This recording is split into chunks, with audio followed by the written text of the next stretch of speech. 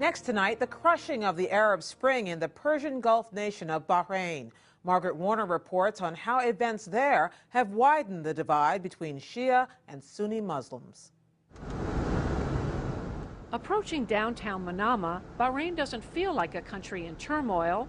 Skyscrapers gleam in the sun of this tiny Persian Gulf financial hub, ruled by a 200-year-old Sunni monarchy. The stock market, though foreign investment has stalled, appears to be humming along. But all is not as it seems. Some shoppers have returned to the malls, but hotels and restaurants are hurting. Tourists are still staying away, a blow to the economy of this island kingdom. It touts itself as a tolerant playground for visitors from socially conservative Gulf neighbors and beyond. That's a hard sell, with armed troops and riot police vehicles on the streets, enforcing a state of emergency in effect since March 15th. Checkpoints dot the roadways between the capital and suburban villages where many of the country's Shia majority live. We stop them and we check for their identification and ask of their purpose of coming into this village. Lieutenant Taher Alawi says the checkpoints have made the villages safer, but residents say it feels like a state of siege. When we tried to leave our village, they said, no, you cannot leave it, you have to go back. We don't care whatever reason you have for leaving, you will go back.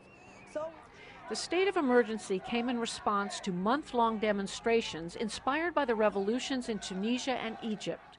The protesters, mostly Shias but Sunnis too, had occupied the city's landmark Pearl Roundabout, calling for greater freedoms and opportunities.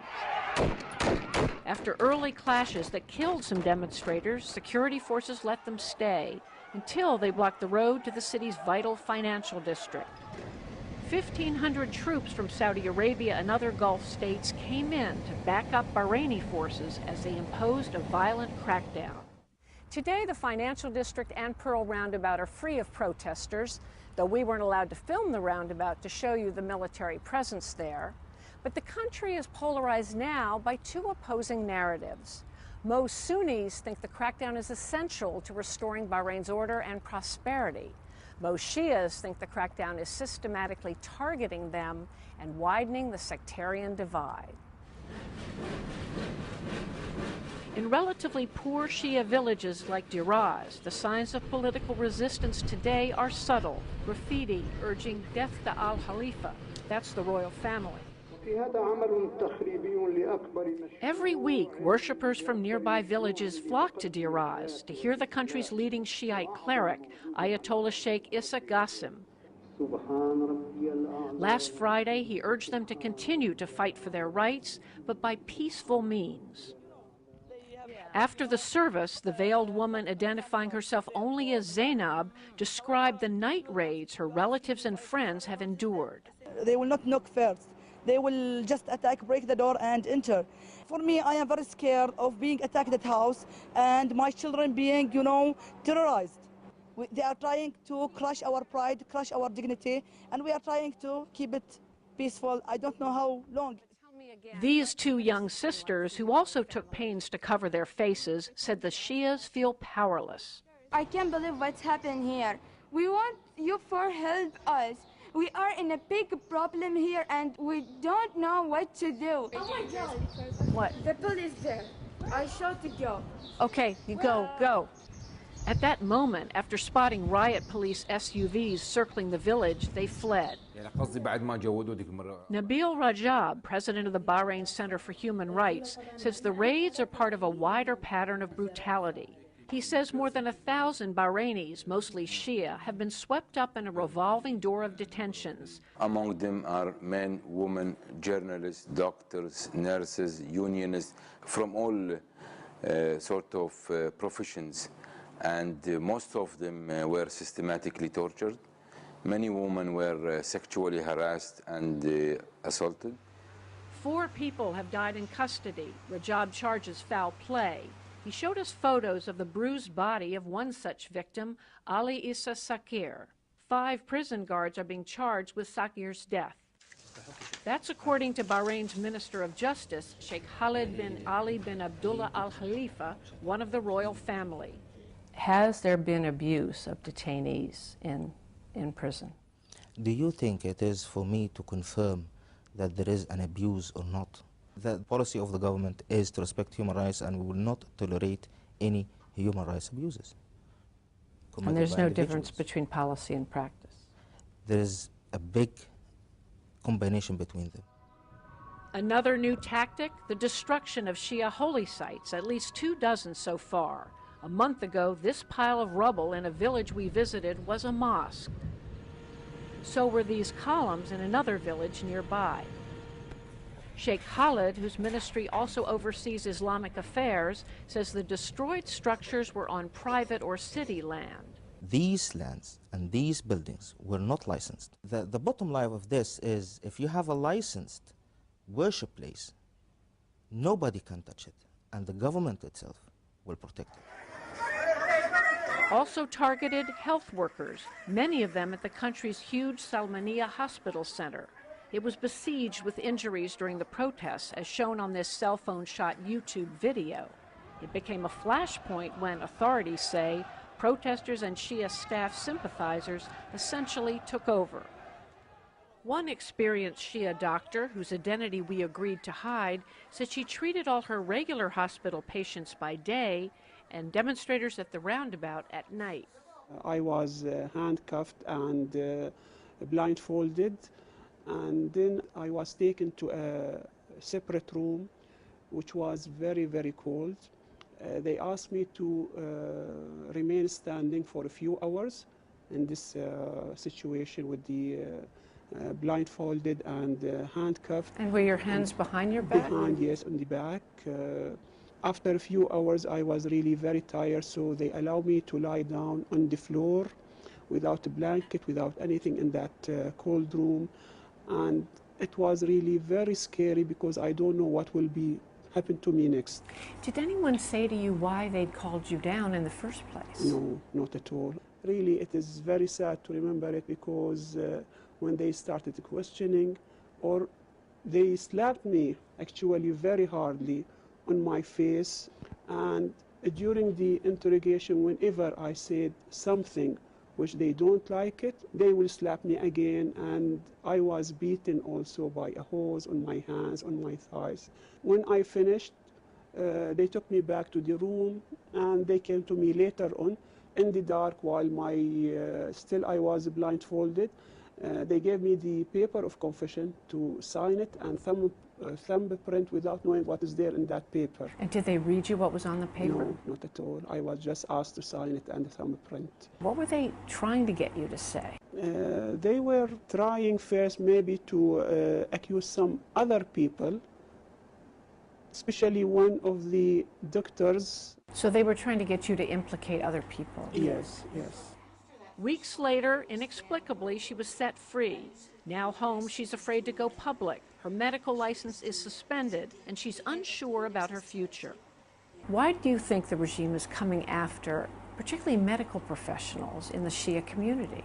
They don't want anyone to speak up to the public that they have seen what happened, because in their news they are seeing that there are very few injured people and just we are exaggerating the things. So why are you speaking up this way to me now? I have my colleagues who are detained now for approximately 2 months, so something to be done for their immediate release. I mean, we cannot do anything for us as a public. I think we need the U.S. government to speak up for us and to do something for us. So we're talking about Salmania being sieged. We're talking about some of the wounded have been gravely wounded more, just to show the media that there is... The government defends the detentions as a needed investigative tool to get to the bottom of what happened at the hospital. I asked the Justice Minister about the doctor's case. The policy of the government is against any form of maltreatment. If she is really finding that her rights have been abused and this truly happened to her, she has to, and my advice to anyone like her, is to go directly to the Ministry of Interior or the public prosecution and file a case against the one that she knows or doesn't know that he may inflicted this harm to her. This is the way that we should deal with these things in the country. It doesn't suffice just to go to the media and say that I've been slapped or I've been subjected to any kind of maltreatment without any evidence. And would reprisals take place against her family? There has never been any kind of reprisals. We don't go for reprisals. This is not the government of Bahrain.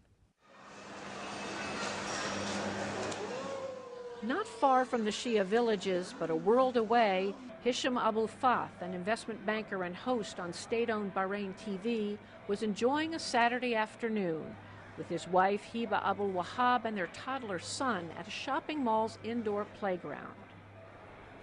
This Sunni family is grateful for the crackdown, for restoring order and some sense of calm. Work is going back to normal and everything is moving back peacefully together. But the intensity of what has happened has led us all to be in fear. We were not only scared of our lives, but scared of what's next. What's going to happen to us? But we've got families. I've got a kid. My wife's pregnant. What's going to happen? The last thing they wanted to see in Bahrain was an Arab Spring-style revolution. I disagree on people comparing what's happened in Bahrain to what's happened in Egypt and Tunisia, because I just don't see that we have the same problems they have. We live a better life, that's for sure. Look at Egypt. They're suffering. Tunisia, all those countries are now almost in absolute chaos. Is that the better quality of life that we've been sort of told that will happen if the regime is not in place? Abdul Wahab, a dermatologist at Sulmaniya Hospital, thinks the detentions of Shia doctors, who she said made Sunni doctors and patients feel unwelcome, is more than justified. From my perspective, it was such a scary place to go to. I used to cry in the morning when I was going to work. I was too scared. What's happening in Sulmaniya was completely unethical.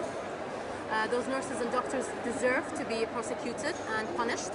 And some of those doctors and nurses, even their medical degree should be taken away. Another grateful Sunni, Jamal Fakhro, vice chair of the royally appointed Shura Council. He heads an international accounting firm's 300-person office here. I was not able to enter my office with my people for a full week. Why? Because the demonstrators blocked the street. It was not blocked by the government, it was blocked by the demonstrators. It was very important for us to have this law of national security. If we didn't have it, you will not have Bahrain that you see today. To send a message to world investors and travelers that things are getting back to normal here, the king declared last week that the state of emergency would end June 1st. And the monarchy says it's committed to further reforms and dialogue. Sheikh Ali Salman, head of the leading predominantly Shiite opposition party Al-Wafaq, says he's ready to talk. But he says feelings are so raw now that he can't guarantee his followers won't want to return to the streets instead. If the authorities were gambling on bringing fears to the people so that they will not march again, all what you have planted is more motivation to march again. Most Sunnis and Shias told us they need each other if they want to preserve the good life this wealthy island has enjoyed.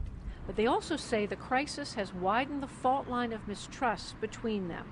If that sectarian divide opens further, what happens in this Persian Gulf kingdom could have a ripple effect across the region. Margaret will continue her reporting from Bahrain through this week.